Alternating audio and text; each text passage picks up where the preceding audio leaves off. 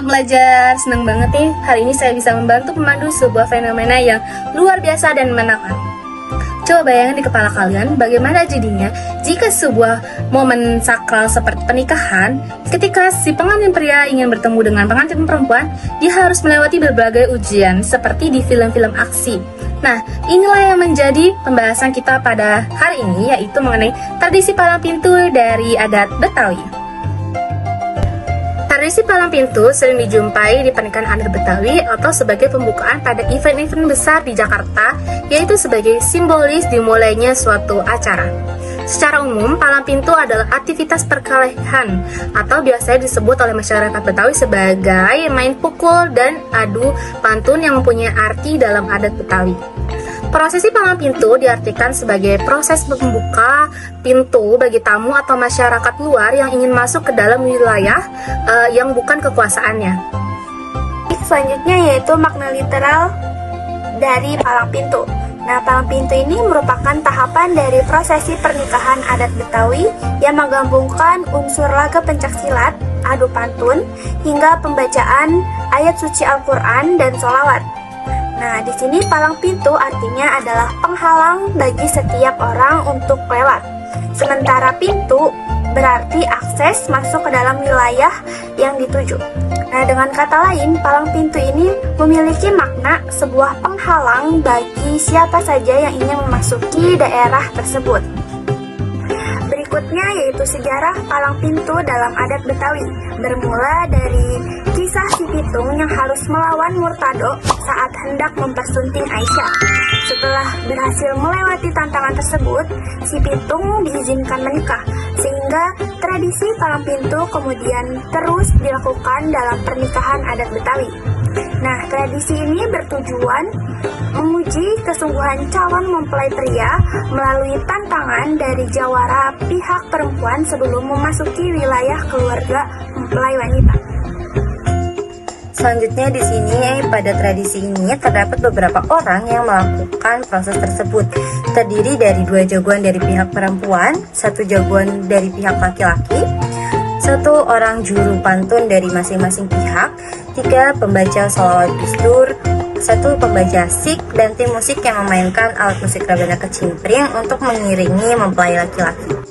Lalu di sini ada eskalasi prosesi atau 3 dimensi uji sang penantang. Yang pertama ada dimensi lisan atau diplomasi, yaitu berupa adu pantun, yang dimana di dalamnya berisikan pertukaran irama yang tajam dan jenaka untuk menguji kecerdasan, adat, dan kemampuan diplomasi perwakilan sang mempelai.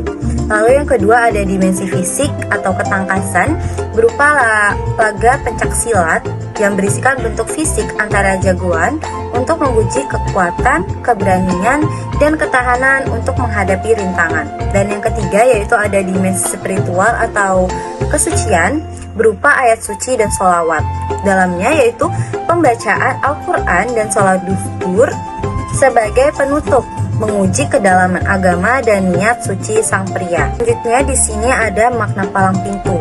Yang pertama ada atraksi laga silat, yaitu bermakna untuk melambangkan kemampuan dan keberanian sang pria untuk senantiasa melindungi keluarganya dari segala macam mara bahaya.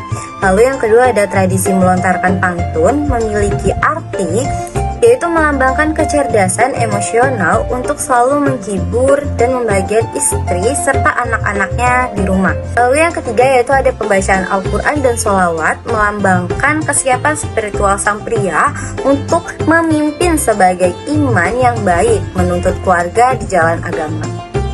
Palang pintu jauh melampaui sekedar hiburan teatrikal penyambut tamu.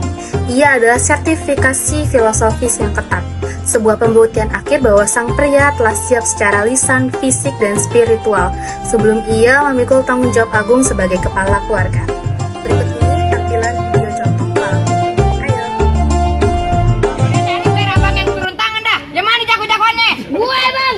Bah, ini kecil banget kayak botol gutay. Iya, dibanding lu botol teh kunyuk. Lu apaan sih lu?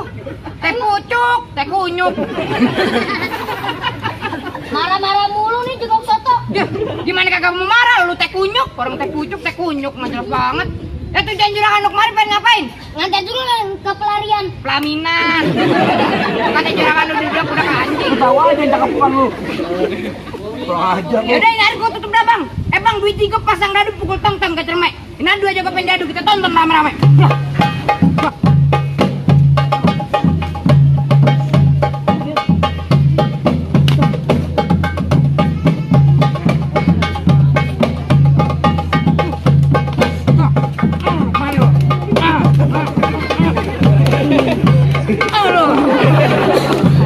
Assalamualaikum ya bil kiram jinna jami'a bihurmati hadha fil majlisi. Waalaikumsalam.